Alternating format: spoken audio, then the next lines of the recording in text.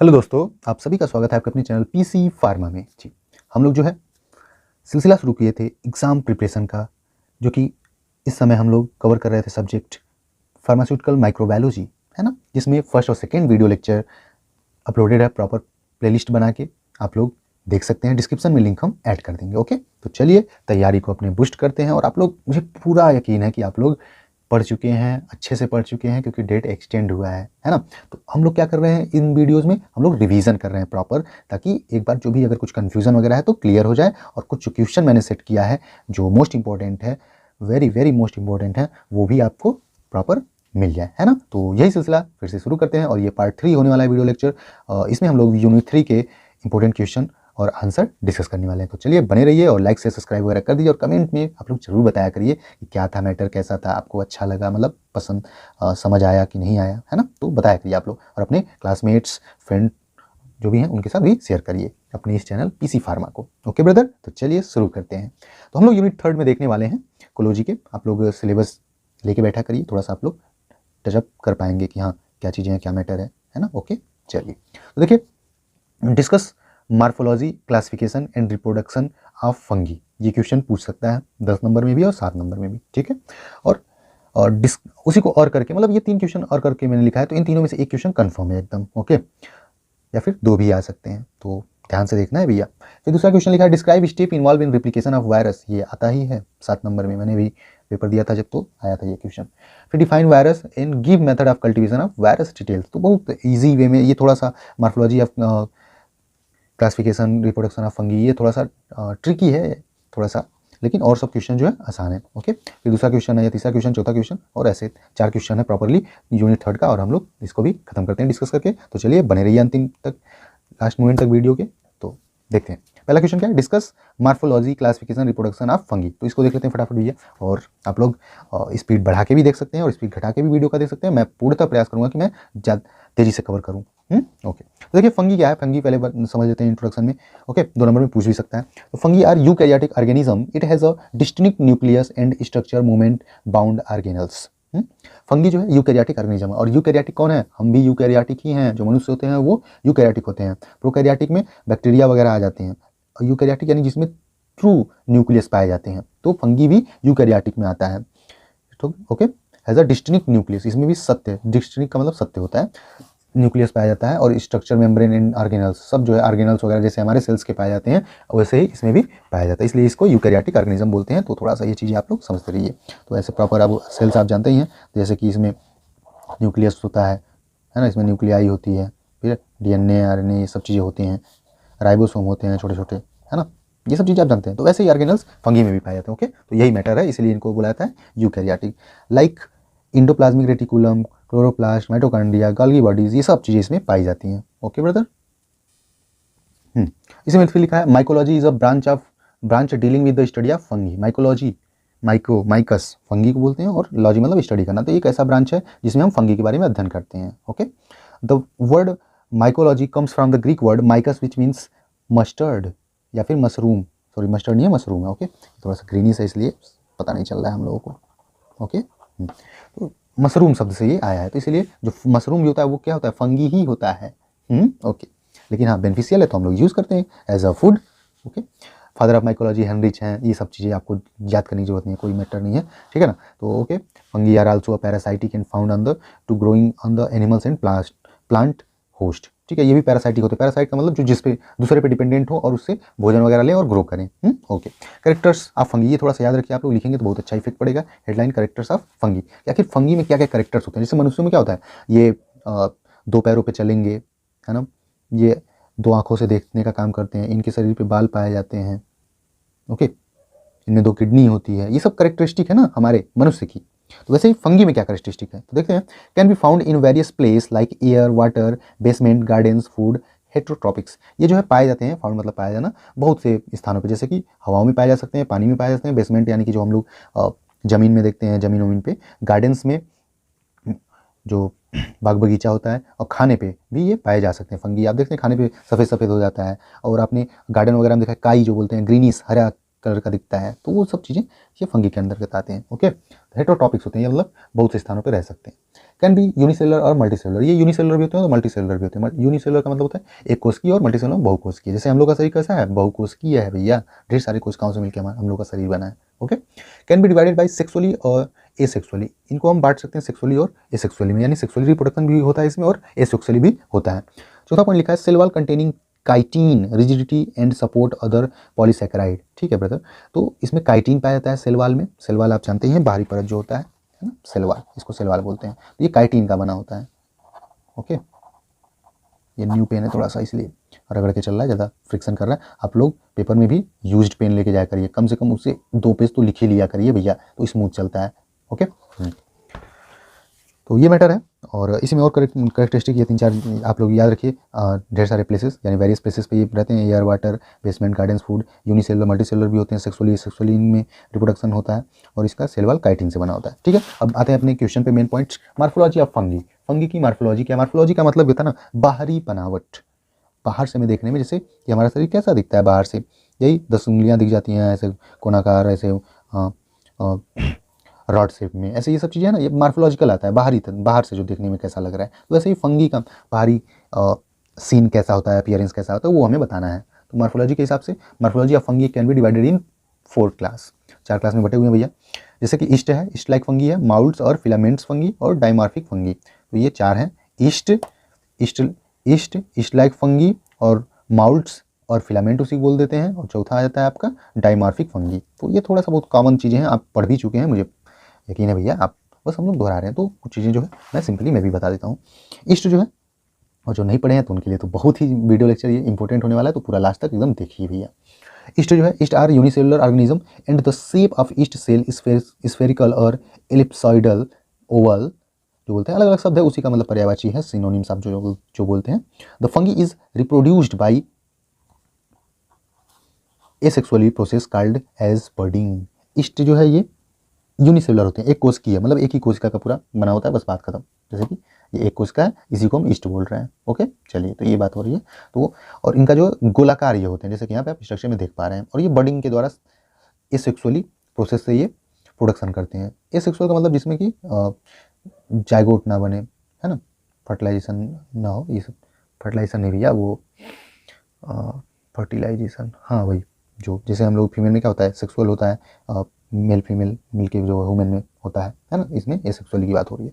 तो यहाँ पे ऐसे एक सेल रहेगा, इसमें धीरे धीरे ग्रो होगा और एक बडिंग बनेगा, बडी है जो कलीनुमा, और यही जो है आगे आके यहाँ पे देखिए बड इज डेवलप्ड, 2 पार्ट में एकदम, दोनों सेल, एक ही सेल 2 पार्ट के लिए एकदम हो गया मेच्योर, और यहीं आके लास्ट में आप देख रहे हैं डिवाइड हो गया। Okay, cell are divided. ठीक है, it form white is circular smooth creamy sticky material colonies are the surface of media.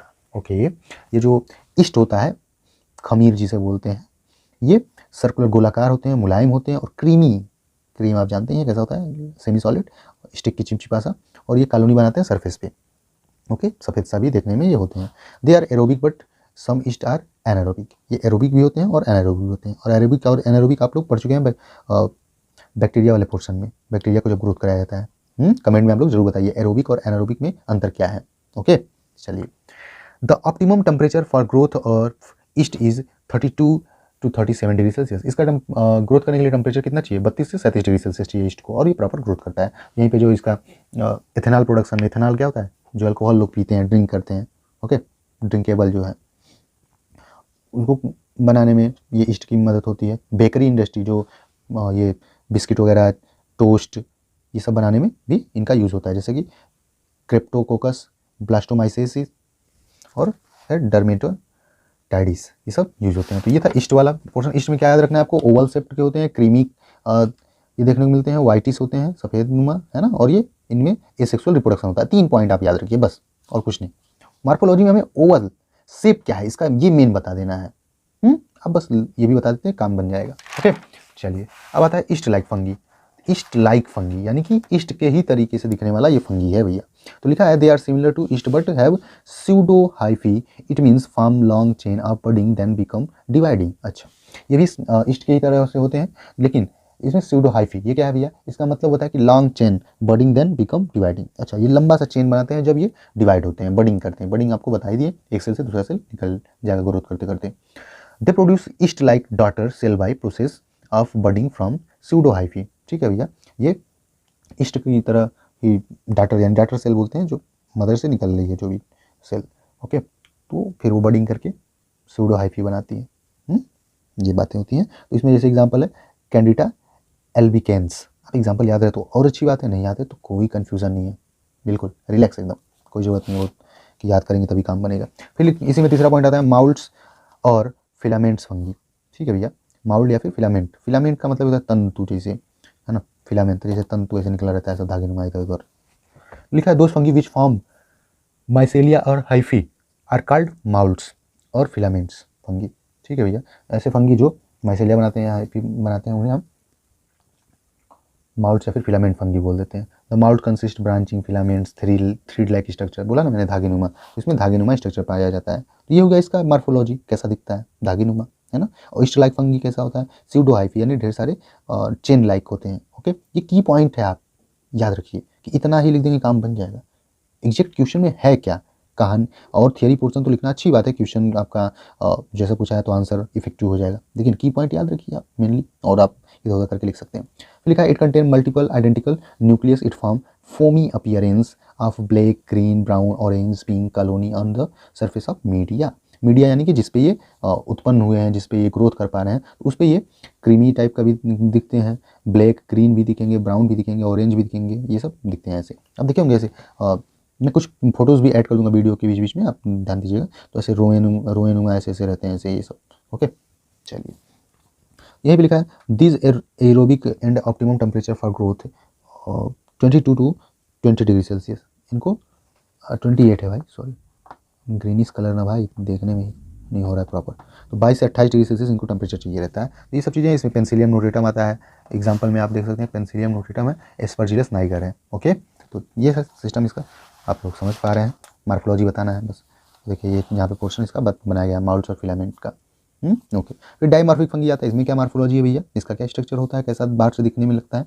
Dimorphic fungi are those that have two different morphological forms at two different environmental setting. Okay, dimorphic fungi जो है ये दो अलग अलग morphological form देखने को मिलता है, जैसे कि this fungi can grow as moulds and east.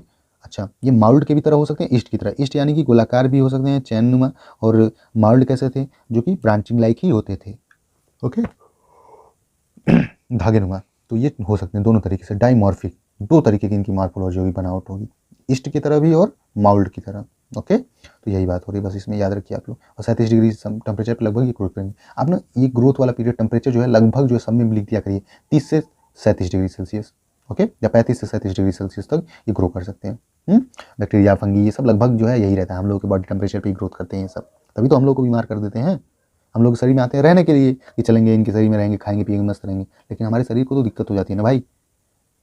शरीर जो हमारा अब अपने आप को अनसेफ फील करता है, फिर तरह तरह की दिक्कतें होती हैं, रिएक्शंस वगैरह ये फिर जो है बुखार दिक्कतें होने लगती हैं हमें, समझ गए बात। तो वही बात है, तो बॉडी टेम्परेचर पे ही लगभग ये ग्रोथ करते हैं, और हमारे बॉडी का टेम्परेचर आपको पता ही है 37 डिग्री सेल्सियस होता है, फॉरेनहाइट में 98.6 फॉरेनहाइट होता है। ओके ब्रदर, तो दैट्स क्लियर। तो चलिए अब अगला क्वेश्चन उसी में मतलब एडेड था, 10 नंबर में पूछ सकते हैं ना। तो मार्फोलॉजी हो गया, फिर क्लासिफिकेशन और रिप्रोडक्शन ऑफ फंगी, तो ये 2 पॉइंट्स और है इसी में। तो देखते हैं क्लासिफिकेशन ऑफ फंगी। तो क्लासिफिकेशन में बस आप नाम याद रखिए, इसको एक्सप्लेन वगैरह करने की कोई ज़रूरत नहीं है, बिल्कुल परेशान होने की जरूरत नहीं है। क्लासिफिकेशन ऑफ फंगी में लिखिए on the basis of sexual asexual reproduction of fungi are divided into 4 classes, 4 classes होती हैं। जाइगोमाइसेट्स जिसे फाइकोमाइसेट्स भी बोलते हैं, फिर एस्कोमाइसेट्स है, और बेसिडोमाइसेट्स है, और ड्यूटेरोमाइसेट्स है जिसे इम्परफेक्टिंग फंगी भी बोलते हैं। ये सब नाम आपको लगता है कि आड़ा टेढ़ा है या फिर पहली बार सुना है, हाँ होता है भाई। आप जैसे कॉलेज में जब ज्वाइन किए थे, फर्स्ट सेमेस्टर में गए थे, ढेर सारे लोग थे, 30-40 लोग, 60 लोग भी हो सकते हैं बैच में आपके, तो आपको ऐसा लगा होगा कि नया नया नाम है, याद ही नहीं हो रहा है, धीरे धीरे लेकिन आपको रिपीटेटिव हुआ, याद हो गया, है ना। 1 साल में, 3 साल में, 4 साल तक आप पढ़ते पढ़ते आपको भूलेंगे ही नहीं, ऐसा भी हो जाता है। तो वही सेम चीज़ें, नया नाम है तो आप 2-4 बार लिख के इसको प्रयास कर लिया करिए, आपको याद हो जाएगा। ओके, तो ये क्लासिफिकेशन में है, बस सेक्सुअली और एसेक्सुअली, इसका नाम बस लिख दीजिए, आप काम बन जाएगा, कोई दिक्कत नहीं है, जो भी नहीं है आपको एक्सप्लेन करने की। ओके, अब आते हैं रिप्रोडक्शन पे, हम लोग रिप्रोडक्शन वाले टॉपिक पे, रिप्रोडक्शन या फिर इसी को रिप्लिकेशन ऑफ फंगी भी बोल सकते हैं। तो चलिए देख लेते हैं क्या है मैटर भैया। तो यहाँ पे भी 2 ही मैटर रहेगा, सेक्सुअल और एसेक्सुअल, क्योंकि हमने पहले ही कंफर्म कर लिया इसके इंट्रो पे ही। तो देखिए fungi are reproduce by both sexually and asexually, जैसे कि sexual reproduction of fungi. Okay, in this reproduction sexual spore in separate form is form by fusion of cells and these are produced by meiosis, okay, two different cell male and female, ठीक है भाई। तो ये जो sexual है, इसमें होता क्या है, इस रिप्रोडक्शन में सेक्सुअल स्पोर बनते हैं, स्पोर छोटे छोटे पार्टिकल्स होते हैं इस in the septate form. Septate का मतलब होता है सेप्टम, अलग अलग, जैसे कि ये सर्कल है और इसमें अलग अलग पोर्शन होता है। सेप्टम आप वर्ड याद करिए, कार्डियोवास्कुलर सिस्टम में आपने पढ़ा था, सेप्टम रहता था दोनों वेंट्रिकल के बीच में, ओके, लेट्स रिमेंबर, जो चैम्बर को बांटता था हमारे हार्ट में। तो ये भैया सेक्सुअल वाले में स्पोर्स पाए जाते हैं रिप्रोडक्शन के लिए, जो कि अलग अलग होते हैं। तो fusion of cells these are produced by meiosis, meiosis और मिटोसिस दो जो है आपको पता ही है सेल डिवीजन के तरीके होते हैं, तो जिसमें जो है ये इसमें मियोसिस होता है, सेक्सुअल है ना हम लोगों में जैसे होता है। Two different cell male and female fused called plasmogamy.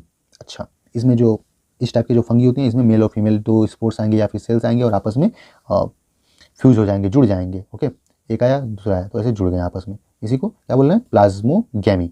Then further fusion two nuclei called karyogamy, KARYOGAMY, karyogamy. अच्छा, सेल से जब जुड़ रहे हैं तो प्लाज्मोगेमी, और जब न्यूक्लियस जुड़ रहे हैं तो उसे कैरियोगेमी। ये थोड़ी सी की पॉइंट आप अगर याद कर सके ना भाई तो बेस्ट होगा, एकदम आग लगा दोगे आप पेपर में, समझ रहे हो ना। तो ये चीज़ें थोड़ा सा आप लिख डालिए, एक दो बार नामों वगैरह आपको याद हो जाएगा भाई, कोई दिक्कत नहीं। फिर लिखा है a zygote gametes is form which formed by sexual spore, ठीक है, जाइगोट या फिर गैमेट्स बनेंगे जिसके जो सेक्सुअल स्पोर की वजह से ये बन पाए हैं। लिखा है यहाँ पे सेक्सुअल स्पोर्स लाइक एस्कोस्पोर्स, बैसिडोस्पोर्स, ये एग्जाम्पल है। एस्कोस्पोर्स और बैसिडोस्पोर्स, थोड़ा सा ग्रीनिश है तो अपीयरेंस नहीं हो रहा, लेकिन आपको प्रोनाउंसिएशन से समझ आ जा रहा है, ठीक है ना ब्रदर। तो ये चीज़ें मैटर हो गया। तो ये था सेक्सुअल मैटर का।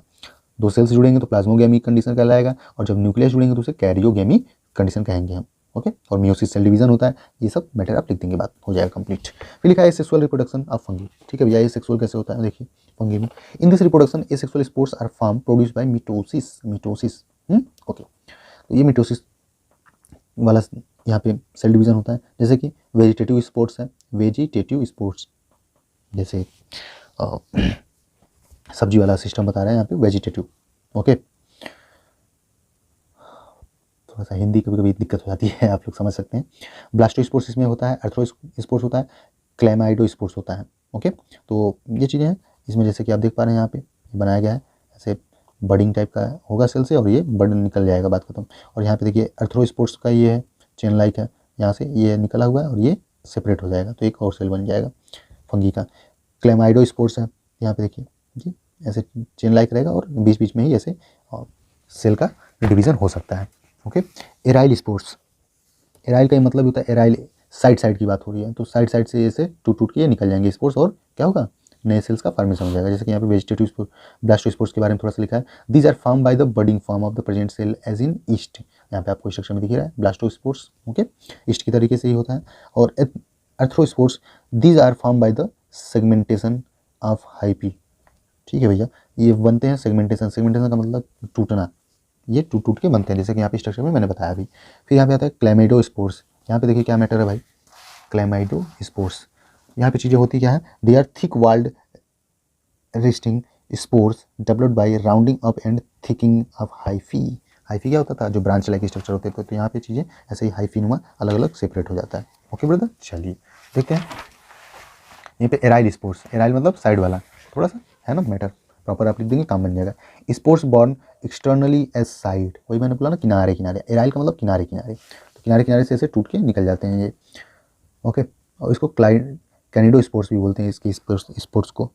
इट इज़ टू टाइप्स, ये दो प्रकार के होते हैं, जैसे कि माइक्रो कैनिडिया और मैक्रो, माइक्रो और मैक्रो। माइक्रो का मतलब सूक्ष्म और मैक्रो मतलब सूक्ष्म से बड़ा, उसके तुलना में बड़ा होता है ना, यानी कि ये नहीं कि ये एक डॉट सा है माइक्रो कैनिडिया और मैक्रो मतलब ये पूरा एक फुटबॉल की तरह बड़ा सा रहेगा, नहीं, इतना बड़ा नहीं होता, थोड़ा सा उससे कंपेरिजन में बड़ा रहता है, इसलिए मैक्रो बोलते रहते हैं, माइक्रो मैक्रो। तो conidia are small and simple, micro वाला जो होता है वो सिंपल होता है, छोटा होता है, और मैक्रो वाले जो होते हैं लार्ज होते हैं, किसके तुलना में, माइक्रो के, वही मैंने बात बोला था, कंपेरिजन, COMPRASION, ओके। आप लोग सही स्पेलिंग लिखिएगा कहीं भी। चलिए, तो ये स्ट्रक्चर है कैनिडिया और कैनिडो स्पोर्ट्स के, ओके। तो डन हो गया भैया ये क्वेश्चन, पहला वाला मैटर जो था आपका। चलिए भैया, रिप्रोडक्शन हो गया ये प्रॉपर इसका, ओके। तो चलिए अब अगला क्वेश्चन देखते हैं हम। Describe step involve in replication of virus, ये रिप्लिकेशन को रिप्रोडक्शन भी लिख सकता है, तो आप स्टेप बताने हैं वायरस के कैसे कैसे वो प्रोड्यूस होते हैं, एक वायरस से 2 वायरस, 2 वायरस से 10 वायरस, कैसे होते हैं आखिर, तो वो बताना है हमको। चलिए देख लेते हैं भैया वायरस के जो भी मैटर है। यहाँ पे थोड़ा सा वायरस के बारे में आप जान लेंगे, उसके बाद हम बता दे रहे हैं मैटर। इंट्रोडक्शन आप जरूर लिख दिया करिए किसी के बारे में, अगर थोड़ा बहुत बता रहे 2-4 लाइन, उससे आपका पेज भी भरेगा और आप इफेक्टिव लगेगा। The Latin word virus means a sliming toxic fluid like living organism. Okay, ये लैटिन शब्द से मिला है वर्ड जो है, इसका मतलब होता है स्लीमिंग, स्लीम है ना, टॉक्सिक फ्लूइड, जहरीला, टॉक्सिक नुकसानदेह फ्लूइड है, लिविंग लाइक लिविंग ऑर्गेनिज्म, जैसे कि जीवित ऑर्गेनिज्म हो, responsible for many diseases in human, plant and animals. और ये बहुत से जो भी मनुष्य हैं, जानवर हैं, पौधे हैं, उनमें बीमारियों का कारण बनता है। ओके ब्रदर, चलिए तो ये लिखा है। और एक की पॉइंट होता है, viruses are a connecting link between living and non living organism because they show character like and non living likes. Okay, इसको दो जो लिविंग और नॉन लिविंग दोनों के बीच की कड़ी बोली जाती है। कड़ी ऐसे, अगर ये जैसे ये बाहर घूम रहा था और लिविंग के पास पहुंच गया तो लिविंग ऑर्गेनिज्म हो जाएगा, जीवित हो जाएगा, रिप्रोडक्शन करने लगेगा, फलने फूलने लगेगा, समझ रहे हैं। और जब ये नॉन लिविंग, यहाँ पे अब नॉन लिविंग में आ गया, तो नॉन लिविंग एरिया का मतलब है कि हवा में है, ऐसे पड़ा है, धूल में, ईंट पे, डोर पे, तो वो नॉन लिविंग है, मतलब मरा रहेगा, मृत, धूल के समान जैसे, समझ गए बात। तो ये मैटर है पूरा आपके लिविंग एंड नॉन लिविंग के कनेक्टिंग लिंक का। Okay, they are non living outside host cell and can survive only inside the host. अच्छा देखिए वही पॉइंट यहाँ पे लिखा है, जब ये होस्ट से, यानी कि जैसे मनुष्य हैं, जानवर हैं, पौधे हैं, इनसे दूर रहेंगे तो ये नॉन लिविंग रहेंगे, और जब उनको वो मिल जाएंगे, उन पर वो रहना शुरू कर देते हैं, तो वो लिविंग ऑर्गेनिज्म की तरह बिहेव करते हैं। तो समझ रहे हैं बात। वायरस भी क्या चाहता है, बस जीवित रहना चाहता है, लेकिन हमारे शरीर को ये मंजूर नहीं है, और तरह तरह की दिक्कतें उसको रहने की वजह से वहाँ की चीज़ें नष्ट हो जाती हैं, बहुत सी चीज़ें, सेल्स वगैरह डैमेज होने लगता है और हम बीमार पड़ जाते हैं। तो ये पूरा मैटर है भैया। ओके, और फर्स्ट टाइम वायरस जो है खोजा गया था टोबैको मोजैक वायरस, जो कि मार्टिनस बिजरिंक द्वारा 1898 में खोजा गया था। और study of virus is known as virology कहते हैं। तो ये सब कुछ की पॉइंट आपको याद रख लिख देंगे, बहुत ही अच्छा इफेक्ट पड़ेगा। नहीं तो मेन टॉपिक तो हमारा है ही क्या, क्या मेन टॉपिक है, रिप्लिकेशन हमें बताना है, रिप्लिकेशन या फिर रिप्रोडक्शन। तो चलिए उसको आते हैं की पॉइंट पे अपने एक्चुअल बातों पे। तो देखिए रिप्लिकेशन ऑफ या रिप्रोडक्शन ऑफ वायरस लिखा the complete life cycle of an animal viruses take 20 to 60 hour. The replication of virus can be understand by the following stages. अच्छा, जो ये पूरा एनिमल वायरसेस हैं, जो जानवरों, जीव की बात हो रही है, जैसे मनुष्य, जानवर, उसमें दोनों आ जाते हैं, तो उनमें जो है ये लगभग 20 से 60 घंटे लेते हैं अपने आप को रिप्लिकेट करने के लिए। यानी कि एक जो वायरस है, इससे दूसरा वायरस 20 से 60 घंटे में बन जाएगा। ओके, ठीक है भैया, या फिर एक ही वायरस से ढेर सारे वायरस भी बन सकते हैं। तो चलिए इसको फॉलोइंग स्टेजेस के द्वारा हम लोग समझ सकते हैं। कुछ जो स्टेज हैं, 7 स्टेजेस हैं मेन, आप याद रखिएगा, ये क्वेश्चन पूछता है 7 नंबर में। ओके, कम से कम 7 नंबर में पूछ ही देगा। या फिर अगर 2 नंबर में पूछ सकता है कि mention the stages of virus replication, तो आप ये 7 पॉइंट लिख दीजिए, बस बात खत्म, 2 नंबर का मिल जाएगा काम। वैसे इतना ट्रिकी कोई पूछता नहीं है एग्जामिनर, लेकिन याद रहेगा तो बात ही बन जाएगा। जैसा क्वेश्चन वैसा आंसर, जितने नंबर का क्वेश्चन उतने नंबर का आंसर लिखेंगे हम। चलिए देखिए इसमें पॉइंट्स क्या है, एब्जॉर्प्शन, एडजॉर्प्शन यानी चिपकना, जैसे जैसे सरफेस पे चिपक गया तो इसे एडजॉर्प्शन, और यही अभी कोई चीज़ ऐसे घुस जाए उसे एब्जॉर्प्शन बोल देते हैं, इसके अंदर जब चला जाए, आप जानते हैं। या फिर इसी को and entry of the virus into the host cell, host cell के अंदर इंट्री कर जाना। जैसे कि मैं यहाँ पे अब एकदम आराम से समझिए, इसको आप समझ जाएंगे। ये है होस्ट सेल, एक सेल है ये, जिसपे वायरस अब आएगा। यहाँ पे आया वायरस, जैसे ऐसे है वायरस, मान लीजिए ये स्ट्रक्चर वायरस का है ना। ओके, ये आके यहाँ पे एब्जॉर्ब कर गया, चिपक गया। ओके, दूसरा स्टेप क्या है, रिवर्स ट्रांसक्रिप्शन प्रोसेस। ये चिपकने के बाद इंट्री भी यहाँ पे हो गया था, entry of the virus host cell, तो ये यहाँ पे आया और इंट्री कर गया अंदर। ठीक है ब्रदर, तो ये फिर आ गया वायरस अंदर, जैसे ऐसे है, मान लीजिए ये वायरस है, इसमें अब होगा रिवर्स ट्रांसक्रिप्शन प्रोसेस। ट्रांसक्रिप्शन का क्या मतलब होता है, रिवर्स मतलब उल्टा होता है, और ट्रांसक्रिप्शन का मतलब होता है डीएनए से आरएनए बनना, डीएनए से आरएनए बनना। इसी को हम क्या बोलते हैं, ट्रांसक्रिप्शन बोलते हैं। लेकिन यहाँ पे लिखा है क्या पॉइंट, रिवर्स ट्रांसक्रिप्शन प्रोसेस, यानी कि आरएनए से डीएनए बनेगा यहाँ पे। देखिए भैया इतनी चीज़ें होती हैं एक वायरस को शरीर में घुसने के बाद, सब चीज़ें प्रोसेस, इसलिए तो शरीर पूरा डिस्टर्ब हो जाता है। वो अपने तरीके से काम करने लगते हैं अपना शरीर में। अब जैसे अभी शरीर में मान लो सब चीज़ें पर्याप्त चल रही है जो हमें चाहिए, लेकिन किसी और चीज़ की जब एक्स्ट्रा बढ़ोतरी हो रही है तो दिक्कत हो जा रही है। जैसे इस समय क्या हो रहा है, पर्यावरण में हार्मफुल गैसेस बढ़ रहे हैं और दिक्कतें हो रही हैं, पर्यावरण की भी बहुत सी चीज़ें डिस्टर्ब हो रही हैं, उसकी वजह से पर्यावरण के बीच में रहने वाले हम लोग भी डिस्टर्ब हो रहे हैं। समझिए बात। तो यहाँ पे दूसरा स्टेप में वही होता है, रिवर्स ट्रांसक्रिप्शन प्रोसेस। ओके, यानी कि आरएनए से डीएनए बन गया, ये दूसरा स्टेप होगा। फर्स्ट स्टेप यहाँ था, सेकंड स्टेप यहाँ। ओके, अब आता है क्या मैटर, इंटीग्रेशन, इंटीग्रेशन मतलब होता है एकीकरण। एकीकरण में क्या होता है, यहाँ पे देखिए लिखा भी है सब चीज़ें, ये पॉइंट्स आप थोड़ा सा आप पढ़ भी लेंगे, काम बन जाएगा। पहले स्टेज में जब एडजॉर्प्शन होता है फर्स्ट स्टेज में, तो HIV वायरस की ये साइकिल बता रहे हैं हम लोग। ये बाइंड करता है टारगेट सेल से, और वहाँ पे रिसेप्टर रहते हैं CD4 और CCR5 रिसेप्टर। आप जानते हैं प्रोटीन के मॉलिक्यूल्स होते हैं जो हमारे सेल्स पे पाए जाते हैं, उन्हीं से ये चिपक जाते हैं, उसके बाद वो फ्यूजन के द्वारा अंदर घुस जाते हैं। की पॉइंट आप याद रखिए। रिवर्स ट्रांसक्रिप्शन वही बता दिया मैंने, RNA से DNA बनते हैं। ओके, ट्रांसक्रिप्टेज एंजाइम के प्रेजेंस में, ठीक है भाई। उसके बाद है यहीं पे इंटीग्रेशन, एकीकरण। इसमें होता क्या, after reverse transcription process in this stage occurs viral DNA attack the host target cell DNA। अच्छा, अब इसमें एकीकरण में, इंटीग्रेशन में क्या होता है तीसरी स्टेज में, यहाँ पे जो आपका सेल्स है, होस्ट सेल, जिसपे मान लीजिए ये वायरस आए हैं, तो तीसरी स्टेज में ये अब अटैक करेंगे जो होस्ट का DNA है। होस्ट का DNA यानी न्यूक्लियस के अंदर रहेगा, तो न्यूक्लियस के अंदर जो ये अटैक कर देते हैं यहाँ पे, एकीकरण। अब यहाँ पे ये अपना अटैक वगैरह कर देंगे, ठीक है। अटैक का मतलब क्या है, यूज़ करना, आक्रमण नहीं, उनको यूज़ करना कि हम इनसे न्यूट्रिशन लेंगे अब, क्योंकि DNA जो है नाइट्रोजन ये सब चीज़ें उनमें पाया जाता है, बेस वगैरह। ओके, डीऑक्सीराइबोज न्यूक्लिक एसिड भी पाया जाता है, एसिड, नाइट्रोजन, ये सब पाए जाते हैं। ओके, अब आता है चौथा स्टेज, ट्रांसक्रिप्शन। ट्रांसक्रिप्शन वही बात है, यानी कि अब ये जब DNA पे यहाँ पे हमारा यूज़ करने लगे हैं, अब जो भी सेल्स पे, एनिमल के सेल्स पे, ठीक है ना, यहाँ पे क्या हो जाएगा, तीसरा स्टेप था DNA का जब यूज़ कर रहे हैं, ये एकीकरण, इंटीग्रेशन जिसे बोलते रहते हैं। उसके बाद फिर चौथा स्टेज क्या होता है, यहाँ पे ये वायरस का खुद का फिर से प्रोसेस होगा, उसमें ट्रांसक्रिप्शन होगा, यानी कि DNA to RNA बनेगा, DNA to RNA बनेगा सिंपली। ओके, ये चौथा स्टेज हो जाता है वायरस का। यहाँ पे वायरस हम लोग ऐसे दिखा रहे थे ना, ये वायरस चौथा स्टेज। अब पाँचवा स्टेज क्या होता है भाई, पाँचवा स्टेज यहाँ पे लिखते हैं हम लोग, पाँचवा स्टेज वायरस का। तो ये होता है पाँचवें स्टेज में, देखिए ट्रांसलेशन। ट्रांसलेशन का मीन होता है ना मैसेंजर RNA, या फिर सिंपली बोल सकते हैं RNA से प्रोटीन का निर्माण होना। Translation is a process in which RNA या फिर mRNA to protein are formed. तो ये पाँचवें स्टेप में, यानी कि अब जो है वो खुद से यहाँ पे DNA वगैरह से न्यूट्रिशन लेके वो अब अपने शरीर में, अपने सेल्स में क्या कर रहा है, प्रोटीन बनाने लगा। ट्रांसलेशन प्रोसेस उसी को बोलते हैं, प्रोटीन बनाना।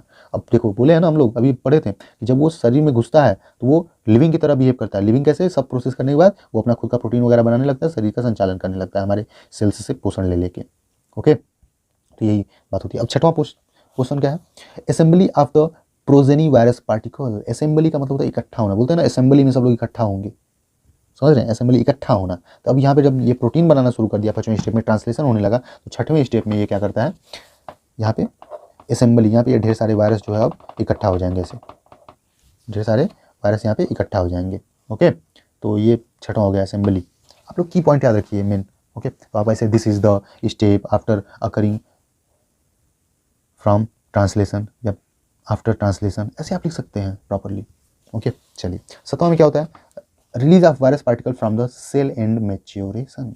अच्छा, सातवां में यही होता है, सातवां पोर्शन, जैसे जो ये बर्ड लाइक स्ट्रक्चर ऐसे खुल जाएंगे। अब यहाँ पे प्रेशर होगा सेल्स पे, और यहाँ पे ये इकट्ठा हुआ ही है, यहाँ पे इकट्ठा हुआ ही है, ऐसे यहाँ पे हम लोग बना देते हैं, जैसे ये वायरस हैं, सब ये वायरस है, ये अब ऐसे बाहर की तरफ निकल रहा है। तो यही असेंबली वाला पोर्शन था। अब सातवां में क्या होता है, रिलीज ऑफ वायरस, यहाँ पे ऐसे पूरा बाहर निकल के एकदम फैल जाएंगे सेल्स के बाद पूरे शरीर में, मनुष्य के या फिर पौधे में या फिर जानवरों में, और पूरे शरीर में फैल जाएंगे, और फिर ये दूसरे सेल्स से उसी में फिर न्यूट्रिशन लेंगे, फिर यही काम और कंटिन्यू एकदम करते रहेंगे, फर्स्ट से सेवन, सेवन से फर्स्ट, फिर यही सब सिस्टम एकदम चलता रहता है कंटिन्यू। एक वायरस से ढेर सारे वायरस बनेंगे, फिर वो ढेर सारे वायरस और ढेर सारे वायरस बनाएंगे, और चलता रहता है।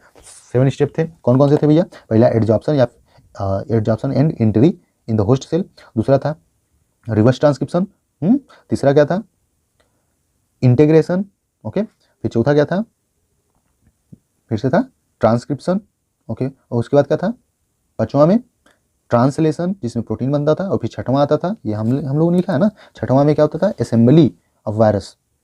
ओके, ये असेंबली यानी इकट्ठा होते थे सब, और सातवां में क्या था, रिलीज ऑफ वायरस जो कि मैच्योर हो चुके हैं। तो ये है पूरा स्टेप सातों, आप एकदम एक दो बार रिपीट करेंगे, आपको याद हो जाएगा। और की पॉइंट आप ऐसे सब चीज़ें लिख डालिए कि इन this stage RNA to DNA form, DNA to RNA form, in the translation mRNA to protein are formed which are used as a nutrition in the virus। समझ रहे बात, ऐसे आपको की पॉइंट एकदम लिख डालना है। तो ये सब चीज़ें हैं, आप पढ़ भी डालें, और मैंने कुछ टिप्स आपको दे दिए। तो ब्रदर चलिए, तो हम लोग ये HIV वायरस का साइकिल पढ़ रहे हैं, रिप्रोडक्शन का साइकिल पढ़ रहे हैं, ट्रांसक्रिप्शन है, ट्रांसलेशन है। ओके, आप लोग वीडियो पर चढ़ के थोड़ा सा पढ़ भी सकते हैं अगर पढ़ना हो तो, और यही पूरा मैटर है, मैंने प्रॉपर समझा दिया आपको। ओके ब्रदर, चलिए यहाँ पे वही देखिए समझाया गया है step by step.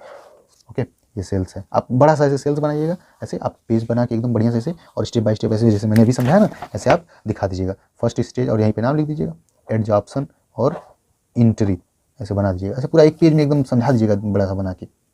Second page में वही रिवर्स ऐसे शॉर्ट फॉर्म में लिख दीजिएगा, रिवर्स ट्रांसक्रिप्शन, समझ रहे हैं, ऐसे ऐसे आप बना के एकदम दिखा दीजिएगा, प्रॉपर आपको नंबर मिल जाएगा, 7 में से 5 नंबर तो मिल ही जाएगा ब्रदर। कम ही देते हैं वैसे एक ट्यूब वाले, 7 में से 4 मान लो, लेकिन हो जाएगा काम। तो ठीक है, ये क्वेश्चन था, आपने कवर किया। ओके ब्रदर, चलिए ये देखिए आप क्या मैटर है पूरा, इसको आप देख लीजिएगा, ये पूरा पोर्शन ऐसे आप, ये सब चीज़ें वही है, मैच्योरेशन, और यहाँ पे देखिए ढेर सारे वायरस रिलीज हो गए। चलिए अब अगला क्वेश्चन उसी में आता है, define virus, give method of cultivation virus in detail. Virus का डिफिनेशन लिखिए, 2 नंबर में भी आपसे पूछ सकता है, और 1-2 वायरस का नाम भी याद रखिए आप। कोरोना वायरस लिखिए सीधे सीधे एकदम ठीक है ना, कोविड-19 जिसे बोलते हैं, बीमारी कोविड-19 होती है, कोरोना वायरस का नाम है।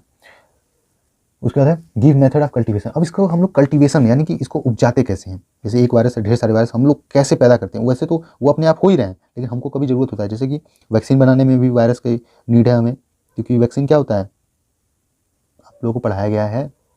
वैक्सीन क्या होता है बता देता हूँ। वैक्सीन जो है inactive form of the caustic agent, जिस चीज़ से हमें दिक्कतें हो रही है ना, उसी को इनेक्टिव करके, मदहोश करके, मतलब वो अब किसी काम का नहीं रह गया, उसी को वैक्सीन कहते हैं हम लोग, समझ रहे बात। अब उस सिरेंज में वही रहेगा, वही वायरस रहेगा जो शरीर में जाएगा, और शरीर उसको पहचान जाएगा और इनके खिलाफ एंटीजन बना लेगा, सॉरी एंटीबॉडीज़ बना लेगा, और इनसे लड़ेगा जब भविष्य में ये अंदर घुसेंगे तो। Okay, that's clear. चलिए तो देख लेते हैं आप कल्टीवेशन में क्या मैटर है भाई, आखिर कैसे इसको उपजाएंगे हम लोग, कैसे पैदा करेंगे, प्रोडक्शन इसका कैसा होगा, है ना। ओके, तो चलिए यहाँ पे मैटर है भाई कल्टीवेशन ऑफ वायरस।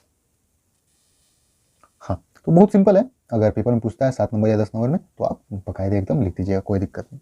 देखिए क्या मैटर है, वायरस। अब देखिए वायरस को क्या चाहिए, होस्ट सेल चाहिए। होस्ट सेल यानी कि एक जीवित सेल चाहिए, जीवित या फिर मृत, मतलब सेल चाहिए जिसमें पोषण हो, किसका, पौधे का भी हो सकता है, जानवर भी हो सकता है, मनुष्य भी हो सकते हैं, समझ की बात। तो ये वायरस को चाहिए सिस्टम पूरा। तो इसको जो है अब हम कहाँ पे पैदा करेंगे, यानी कि हम इसको सेम माहौल भी देंगे तभी ये चलेगा। बैक्टीरिया का क्या था, उसको आप कल्चर मीडिया बना के डेवलप कर लेते हैं, लेकिन वायरस थोड़ा सा दिक्कत हो जाता है, ये कल्चर मीडिया में नहीं हो पाता प्रॉपर। तो वही लिखा है देखिए कल्टीवेशन ऑफ वायरस में, virus are obligate parasite so that can not grow on culture media. Obligate अनोखा होता है, थोड़ा सा अलग होता है, हट के होता है, इसलिए ये कल्चर मीडिया में नहीं ग्रो कर सकता। Cultivation of virus are as follow, ये इस प्रकार से है। 2 मेथड है, लेबोरेटरी एनिमल और embryonated hens egg inoculation. Okay, embryo का मतलब होता है भ्रूण, बोलते हैं ना भ्रूण हत्या, भ्रूण हत्या कानून अपराध है। ओके, यानी कि जहाँ पे बच्चा बन रहा है उसको मार देना, तो वही भ्रूण, तो भ्रूण आप समझ रहे हैं ना। ओके, और लेबोरेटरी एनिमल आप समझिए जो लैब वगैरह में टेस्ट के लिए यूज़ किए जाते हैं। तो 2 मेथड है, तो चलिए लेबोरेटरी एनिमल के बारे में जानते हैं। It is one of the oldest method of cultivation of viruses. ये सब एक पुराना तरीका है वायरस को कल्टीवेट करने का, उसको उपजाने का। In this method animals are used as a rabbit, guinea pig, mice या रैट एक्सेट्रा। इसमें जो एनिमल्स यूज होते हैं वो खरगोश होते हैं, सुअर होते हैं और चूहे वगैरह होते हैं। होता क्या है, कैसे किया जाता है भाई, द ग्रोथ ऑफ वायरसेस। अच्छा देखिए, अब 2 लाइन लिखिए, फिर एक लाइन छोड़ के पैराग्राफ चेंज कर दिया करिए, समझ रहे बात। जैसे कि आप यहाँ पे लिखना स्टार्ट किए हैं, ऐसे इस लाइन से यहाँ पे लिखे, आप यहाँ पे लिखे, फिर 2-3 लाइन हुआ, फिर यहीं से एक लाइन छोड़ के फिर यहाँ से, तो इससे क्या होता है पैराग्राफ लगता है कि हाँ यहाँ से बंदे ने फिर शुरू किया है, समझ रहे बात। ये चीज़ें आप थोड़ा सा ध्यान रखिएगा। ये तो नोट्स है प्रॉपर, जिन्होंने लिखा है अच्छा लिखा है, लेकिन आप पेपर में नोट्स वगैरह के एकदम एग्जैक्ट मत फॉलो किया करिए, थोड़ा सा साफ साफ दिखना भी चाहिए। PDF वगैरह में चेक किया जाता है, ऑनलाइन चेक किया जाता है कॉपी, समझ रहे हैं ना। ओके, तो ग्रोथ में अब क्या कैसे प्रोसेस होता है, the growth of the viruses is inoculated animals. अच्छा, जो वायरस है उनका ग्रोथ कैसे होता है, इनोकुलेटेड एनिमल जिनका चुनाव किया जाता है उनमें होता है। May be indicate bye death, disease and lesions and other symptoms. अच्छा, उनमें जो है इंजर्ट कर दिया जाता है वायरस को, कि हाँ देखा जाएगा कि अब ये ग्रोथ कर रहा है कि नहीं, है ना। ग्रोथ कराने के लिए जैसे कि हम खेत में गेहूँ बोते हैं, तो बीज होना चाहिए ना हमारे पास, तभी तो ढेर सारा गेहूँ होता है। 1 गोनी बोते हैं, 10 गोनी, 20 गोनी के बराबर वो हो जाता है, जैसा खाद पानी मिट्टी पे भी डिपेंड करता है, क्लाइमेट पे भी। तो वैसे सेम यहाँ पे भी हमें जानवरों में वायरस डालना पड़ता है। तो वही कैसे पता चलता है, ये इंडिकेट करते हैं, सूचना मिलती है हमें, या तो वो बेचारा एनिमल मर सकता है भाई, या तो उसमें बीमारियां दिखने लगेंगी, या तो उसके शरीर पे घाव हो जाएगा, चकत्ते वगैरह, खुजली वगैरह उसे होने लगेगा, ये सब चीज़ें, मतलब दर्द वगैरह भी हो सकता है। उसके बाद है अदर सिम्टम भी दिख सकते हैं हमें, अदर और लक्षण। Animal are mainly use for the study about pathogenesis, immune response and response, SE है, and epidemiology, EP EPIDEMIOLOGY। Epidemiology का मतलब होता है any disease are spread to society. जिसे हम इनका यूज़ क्यों करते हैं ये एनिमल वालों का, ताकि हम पैथोजेनेसिस का किसके वजह से हो रहा है, कैसे हो रहा है वो जान पाएँ। जैसे कि वायरस शरीर में घुस रहा है तो 2 दिन में पूरा अपना असर दिखाना शुरू कर दे रहा है, तो ये सब जानने के लिए, पैथोजेनेसिस के लिए हम इम्यून रिस्पॉन्स, शरीर का इम्यून, हमारा इम्यूनिटी सिस्टम कैसे काम कर रहा है उसको जानने के लिए भी हम ये टेस्ट कल्टिवेशन करते हैं इस प्रकार से। और एपिडेमियोलॉजी ये पता करने के लिए कि ढेर सारे लोगों में, सोसाइटी में कैसे बीमारी फैल रही है, इसके लिए भी हम कल्टिवेशन करके वायरस को पता करने की कोशिश करते हैं। ओके, अब आता है दूसरा method, embryonated hence method, hence egg inoculation method, यानी कि मुर्गी के अंडे में ये टेस्ट होता है, या फिर टेस्ट बोल रहे हैं, रिप्लिकेशन या रिप्रोडक्शन या कल्टीवेशन बोल सकते हैं आप, खेती की जाती है इनकी, है ना। कल्टीवेशन जहाँ शब्द आ गई वहाँ पे, यानी कि ज़्यादा बनाने की इच्छा है। देखिए लिखा है, in this method used fertilized embryonated chicken egg. इस मेथड में हम फर्टिलाइज्ड जो एग जो है अब फर्टाइल हो गया है, उसमें अब बेबीज यानी कि चिकन आएगा, उसी को हम लेते हैं।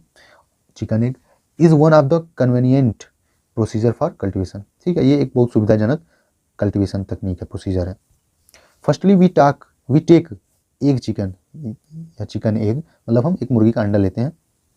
देन अ नीडल और सिरेंज इज पुट थ्रू। ठीक है, एक अंडा ले लिए इस प्रकार से, जैसे कि यहाँ पे हम बना लेते हैं, सॉरी दूसरे पेज पे बना लेते हैं हम लोग, यहाँ पे नीचे। आप लोग पेपर में ऐसे समझा दीजिएगा, बना कोई दिक्कत नहीं है। ये पोर्शन, ये एक एग ले लिए, उसके बाद एक नीडल ले लेंगे, एक नीडल, इस प्रकार से आप बना दीजिएगा। ओके, नीडल यानी कि सिरेंज वाली नीडल की बात हो रही है, सुई, इंजेक्शन, है ना। उसके बाद वायरस को इंट्रोड्यूस कर देंगे उस एग में, और उसी इंजेक्शन से हम वायरस को इंजर्ट कर देंगे। उसके बाद पैराफिन ऑयल से उस होल को बंद कर देंगे। आखिर इंजेक्शन को जब इसमें इंजेक्शन से इंजर्ट कर दिया हम इसमें, ठीक है ना, वायरस को इसमें डाल दिए अंडे के अंदर। उसके बाद ये अब इंजेक्शन निकाल देंगे हम लोग, ऐसे थोड़ी ये अंडे में ही लगा रहेगा भाई, तो इसको निकाल देंगे। उसके बाद ये जो होल हुआ है यहाँ पे होल, इसको हम भर देंगे पैराफिन ऑयल से। ओके, चलिए अब यहाँ पे क्या मैटर आ गया, पैराफिन ऑयल से भर देंगे और इसको हम 2 से 3 दिन के लिए रख देंगे अंडे को उठा के। इंक्यूबेशन का मतलब होता है वहाँ प्रॉपर टेम्परेचर वगैरह ये सब देंगे और वो रिस्पांस देखने के लिए कैसा क्या हो रहा है। ओके, अब यहाँ पे देखिए और क्या मैटर है, 36 डिग्री सेल्सियस टेम्परेचर पे रखना है इनको। Then the growth viruses showed by the embryonated growth is prevent और suppressed in approx 7 to 12 days. अच्छा, इसके बाद देखने को मिलता है कि हमें वायरसेस अगर एम्ब्रियोनेटेड ग्रोथ रुक रहा है तो हमें पता चल जाता है कि हाँ वायरस ग्रोथ कर रहे हैं। अब क्यों कहेंगे ऐसे, कि ऐसा क्यों हो रहा है, क्योंकि जब ये अगर वायरस ग्रोथ करना यहाँ पे स्टार्ट कर दिए, जो ये वायरस हैं ऐसे ढेर सारे, तो क्या होगा, वहाँ का न्यूट्रिशन तो वो यूज़ कर लेंगे और इन्फेक्शन भी फैला दिए प्रॉपर एकदम। तो वहाँ के एम्ब्रियन जो भ्रूण की ग्रोथ हो रही थी, यानी कि जो जैसे कि ऐसे बनाएंगे आप ना यहाँ पे, तो ऐसे कुछ ऐसे बनाया जाता है, ऐसे ही कुछ चिकन का भ्रूण रहता है ऐसे कुछ करके। ओके, तो इसका ग्रोथ रुक जाता है, ये मर जाती है, बात खत्म। ओके, चलिए यहाँ पे देखिए वही स्ट्रक्चर बनाया गया है। ये बाहर वाला जो रिजिड एकदम कड़ा वाला सूखा वाला पोर्शन होता है, सेल जिसे बोलते हैं, सेल कच्छ जिसमें रहता है। नीडल यहाँ पे दिखाया गया है, ये देखिए भ्रूण बना है, एम्ब्रियो, है ना।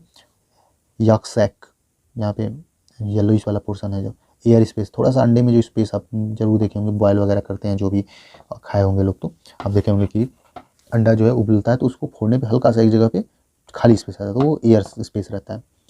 ओके, सेल तो वही है, सेल मेम्ब्रेन होता है अंदर, जो एक पतली सी झिल्ली नुमा रहती है। एमनियोटिक कैविटी होती है जिसमें फ्लूइड भरा होता है, ये सब चीज़ें। एमनियोटिक मेम्ब्रेन भी होता है उस यहीं पे, ये सब चीज़ें होती हैं अंडे का। तो यही पूरा था आपका कल्टिवेशन ऑफ वायरस। ओके, तो अगला क्वेश्चन देख लेते हैं भाई क्या है।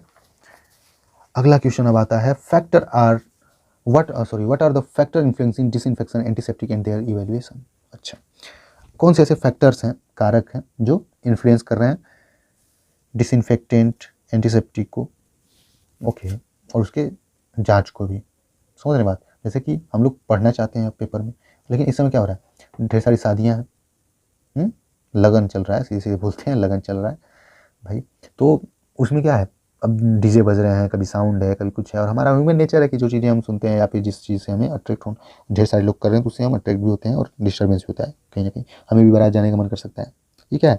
फैक्टर इन्फ्लुएंसिंग स्टडी है या फिर एग्जाम प्रिपरेशन है।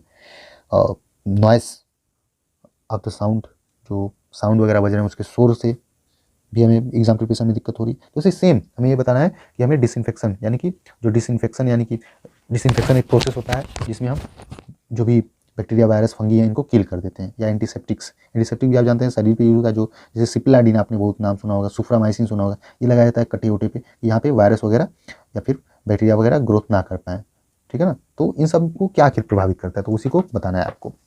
चलिए देख लेते हैं फटाफट इसका भी छोटा सा एकदम। तो लाइक से सब्सक्राइब वगैरह कर दीजिए आप लोग और बने रहिए, और 15-20 मिनट का वीडियो होगा, पूरा वीडियो लेक्चर। ओके चलिए, तो ये पूरी 3rd यूनिट का आपको कंटेंट मिल जाएगा, भरपूर एकदम है आपके लिए। और देखिए थोड़ा सा हो सकता है कि आपको लग रहा है कि मैं ज़्यादा पढ़ा रहा हूँ, नहीं ज़्यादा नहीं है। 10 क्वेश्चन पढ़ के जाइए, पता चले उसमें से 2 आए, ये दिक्कत है ना, 2 आए 4 आए, तो 15 क्वेश्चन पढ़ लीजिए, 8 क्वेश्चन आएगा, 10 क्वेश्चन आएगा, है ना। इतना तो कर सकते हैं, आप पढ़े भी हैं, बस रिवीजन करना है आपको फटाफट, क्या मतलब है परेशान होने का। चलिए देखते हैं फैक्टर अफेक्टिंग कहाँ है भाई। फैक्टर अफेक्टिंग जी प्रकट हों, आ गए चलिए तो ये देखते हैं फैक्टर अफेक्टिंग या फिर इन्फ्लुएंसिंग डिसइंफेक्टेंट्स या डिसइंफेक्शन जो बोलते हैं। डिसइंफेक्शन एक प्रोसेस है।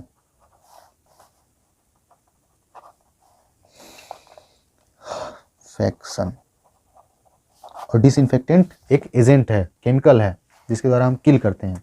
ओके, तो ये थोड़ा सा मिनिमम सा अंतर होता है, आप लोग समझा कर जी। तो देखिए कुछ है 4-5 point. There are some following factors which affect the action of disinfectant. यहाँ पे कुछ कारक हैं निम्नलिखित जो डिसइंफेक्टेंट को, उसके कार्य को प्रभावित करते हैं। जैसे कि इफेक्ट ऑफ टेम्परेचर है, टेम्परेचर का प्रभाव।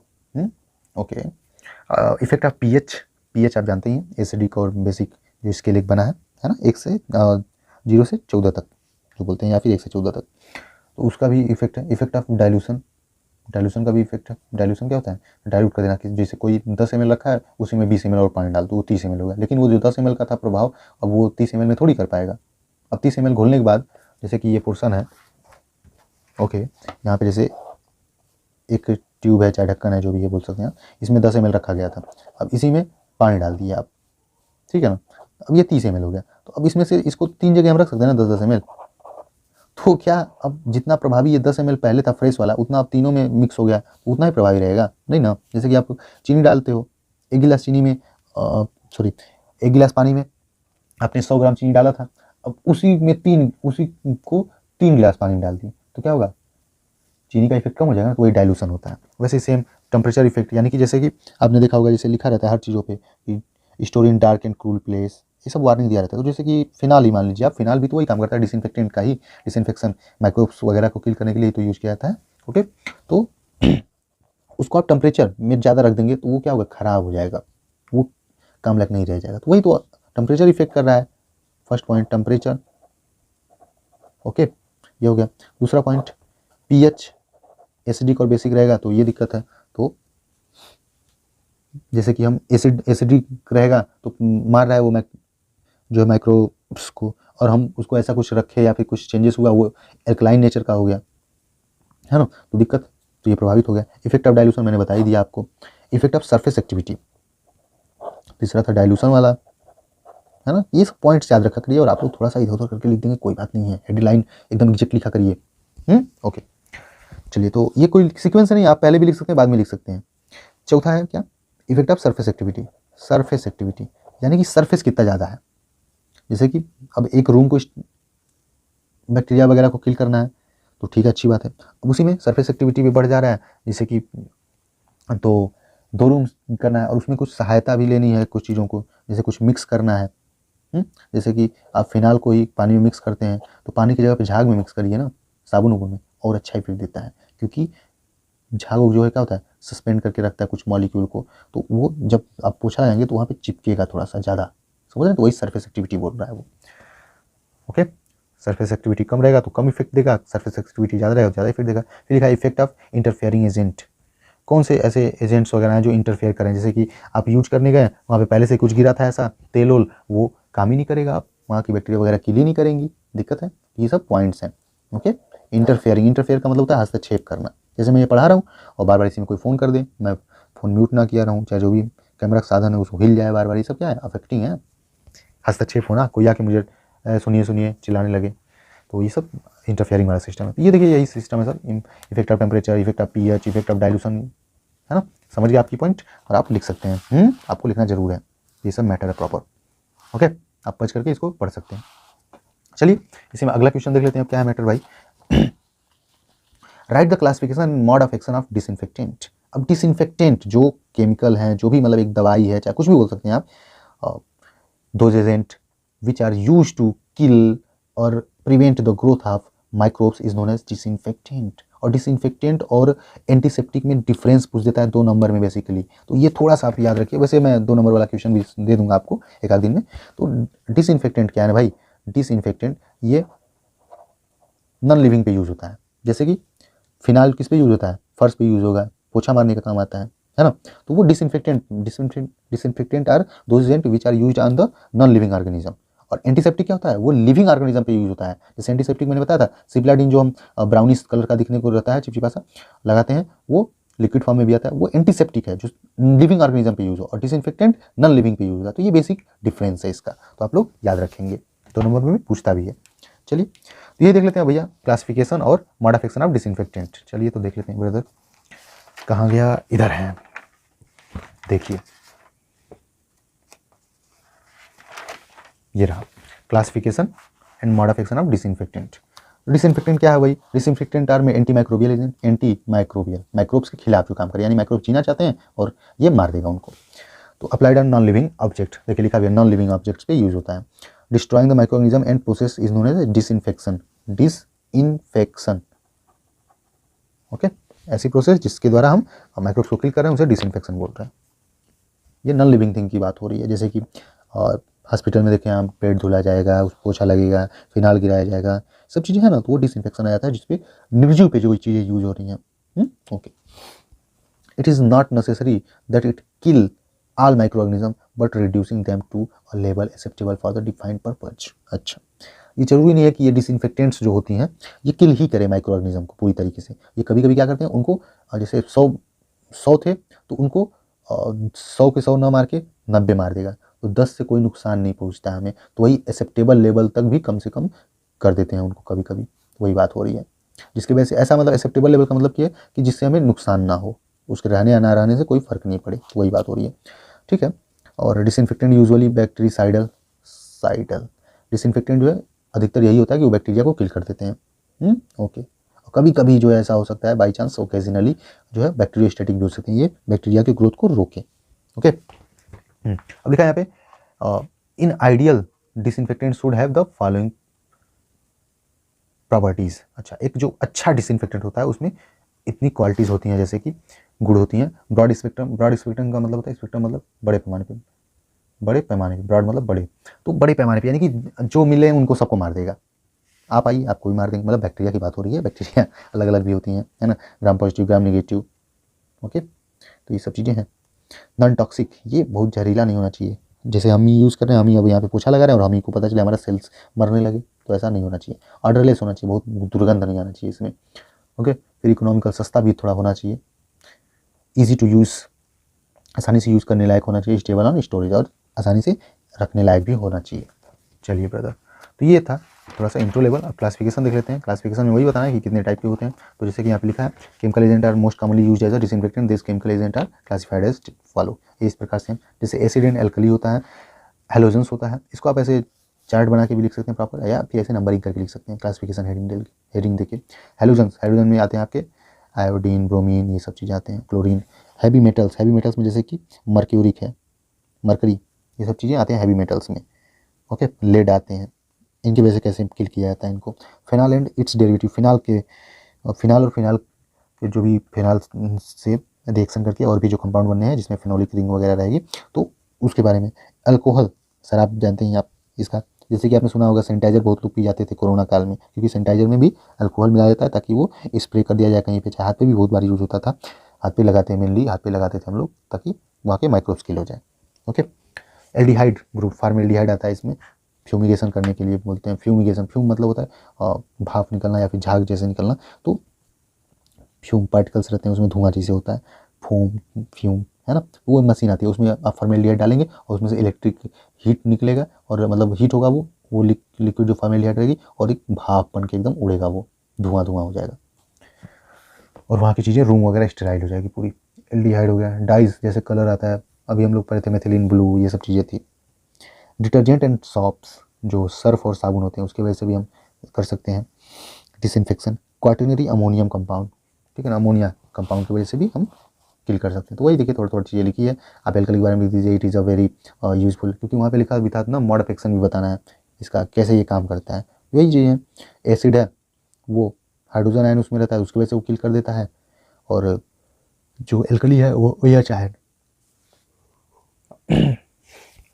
OH आयन वगैरह उसमें से डिसोसिएट होने लगता है, यानी कि निकलने लगता है। जब हाइड्रोजन और OH ये सब डिसबैलेंस होंगे सेल्स से, बैक्टीरिया वगैरह के, तो वो ब्रस्ट कर जाएगा, डेथ कर जाएगा। हेलोजेंस जैसे आयोडीन है, ब्रोमीन है, ये सब चीज़ें, है ना, फ्लोरीन है, तो ये जर्मीसाइडल इफेक्ट देते हैं, यानी कि किल करने का सीधे सीधे। तो इनका देखिए एक्शन क्या है, halogens and its compound due to formation of hypochlorous acid other acid when free halogens react with water. अच्छा, पानी आपको पता ही है, जब वो माइक्रो ऑर्गेनिज्म आ जाएंगे बैक्टीरिया वगैरह, तो उनके अंदर भी पानी होती है। तो उससे जो है ये क्या करते हैं, देखिए क्लोरीन, जैसे कि chlorine plus H2O, HCl plus HClO minus, ये बना, ठीक है, हाइपोक्लोरस एसिड बोलते हैं इसको, HClO को। ओके ब्रदर, तो उसके बाद यहाँ पे देखिए आप क्या हो रहा है, जब ये पानी वानी से रिएक्ट कर जा रहे हैं तो उसके बाद भैया दिक्कत हो जा रही है, जो सेल्स रहेंगे माइक्रोब्स के वो मर जाएंगे। फिर 2HClO डिकम्पोज्ड, डिग्रेडेट हो गए, टूट गए, फिर यहाँ पे 2HCl बना और प्लस O2, ये सब मैटर है। ओके, यहाँ पे देखिए ऑक्सीजन रिलीज हो जाएगा इस रिएक्शन में, स्ट्रॉन्ग ऑक्सीडाइजिंग एजेंट है, इसलिए सेलुलर कॉन्स्टिट्यूएंट जो है माइक्रोऑर्गेनिज्म का गड़बड़ हो जाएगा और वो डेथ कर जाएंगे। ओके, चलिए, a combination of the chlorine protein cell membrane enzyme also responsible for the death of the microorganism. ठीक है भैया, क्लोरीन प्रोटीन ये सब आपस में भी जुड़ते हैं तो भी सेल्स डेथ कर जाएगा। हैवी मेटल्स, वही मैंने बताया था, सिल्वर है, लेड है, मरकरी है, इसकी वजह से जो सेल्स जो है डेथ कर जाते हैं, क्योंकि वो प्रोटीन से बाइंड कर जाएंगे। देखिए कंबाइनिंग अ सिल्वर प्रोटीन्स। ओके, फिर लिखा तीसरा पॉइंट हो गया phenol and its derivative.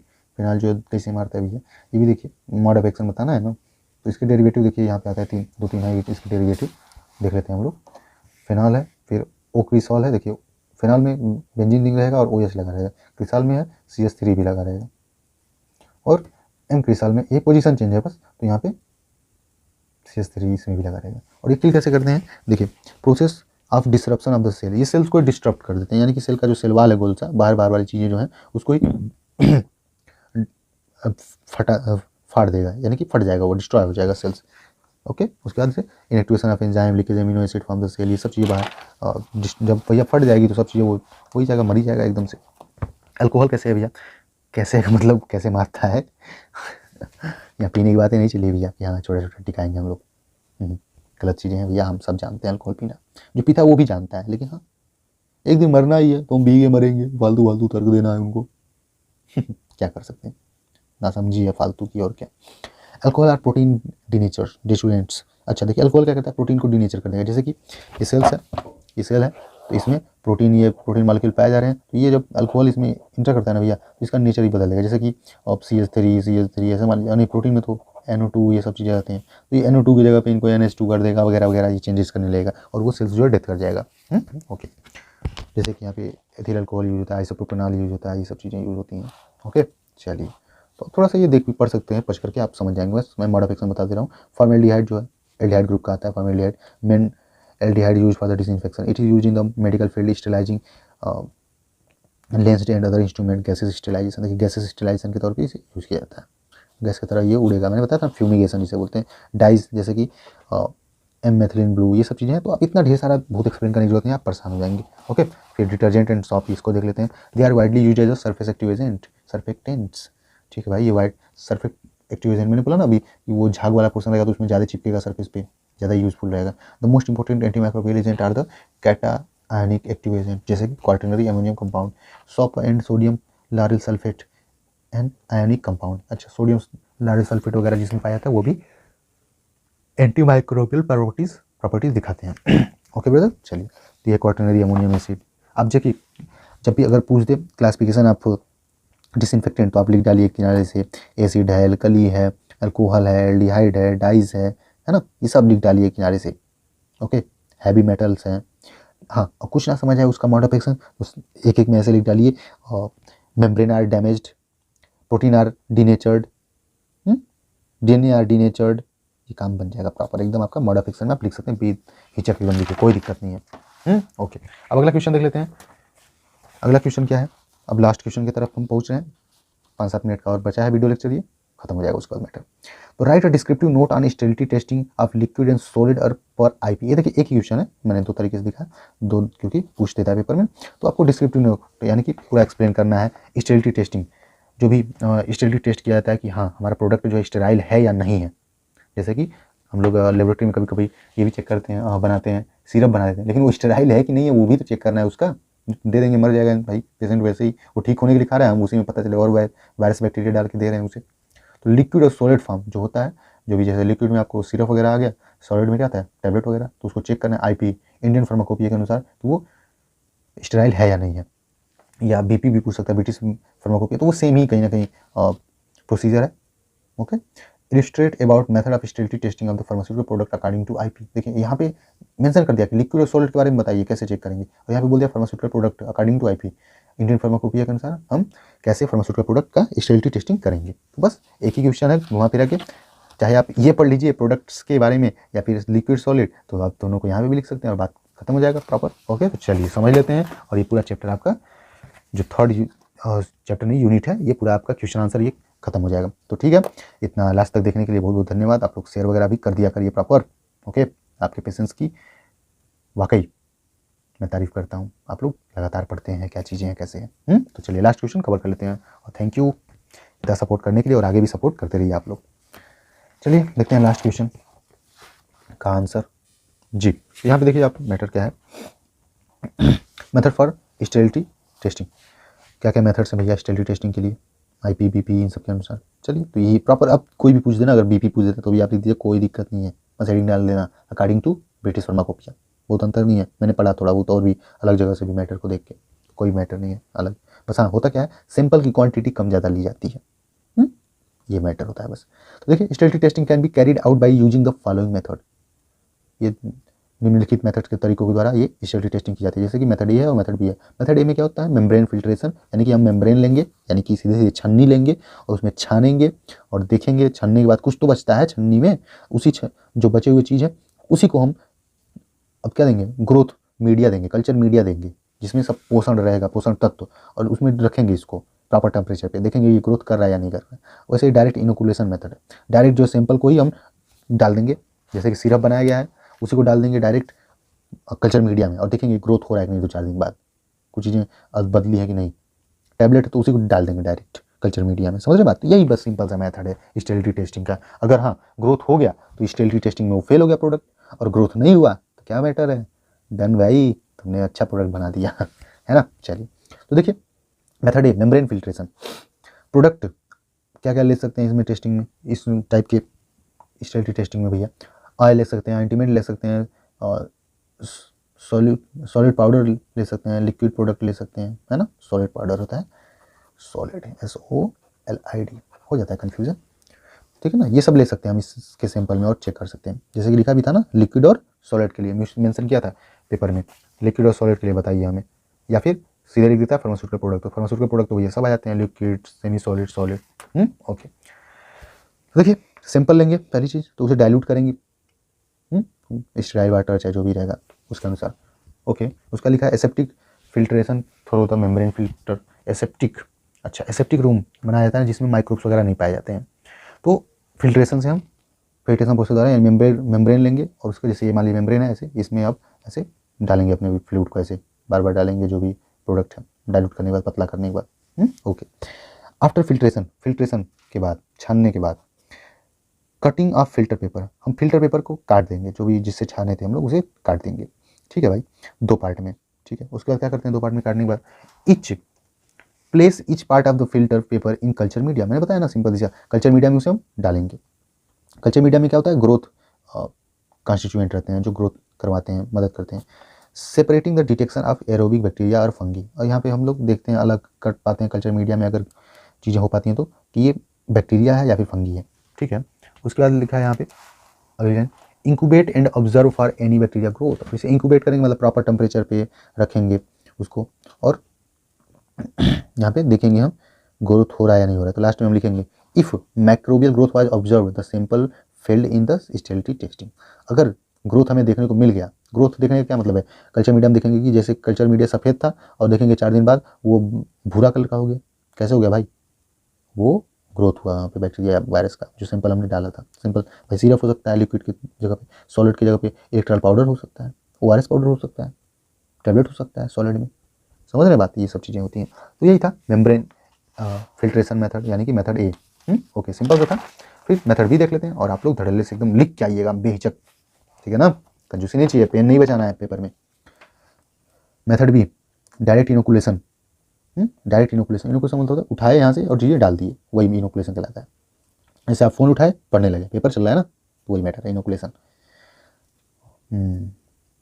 Phone किसी को दिए, वो पढ़ लिया, वो आपको समझा, तो ये थोड़ा सा इनडायरेक्ट हो जाता है। तो ये डायरेक्ट इनोकुलेशन। प्रोडक्ट्स, जैसे इसमें कौन कौन से प्रोडक्ट्स ले सकते हैं हम टेस्टिंग के लिए, एक्वा सोल्यूशन, वही जलीय पानी वाला, सस्पेंशन, सस्पेंशन आप जानते हैं जो घोला जाता है, water in oil, oil in water, okay, sorry वो तो इमल्सन हो जाता है। ये एक सूखा फॉर्म में रहता है, जैसे कि आपने देखा होगा बहुत बार बच्चों की दवाई ली जाती है, पाउडर फॉर्म में रहती है, उसे गर्म पानी में या स्टेराइल पानी में जिसे घोला जाता है, तो सस्पेंशन कराता है। ऑयली चीज़ें, सॉल्वेंट प्रोडक्ट्स, सर्जिकल डिवाइस, ये सब चीज़ें इसमें हम कर सकते हैं। स्टेराइल है कि नहीं है देखने के लिए, ये बढ़िया है, यूज करने लायक है कि नहीं, इसमें माइक्रोब्स तो नहीं है। तो देखिए सिंपल लेते हैं, direct addition of sample into the culture media separately for aerobic anaerobic bacteria और फंगी।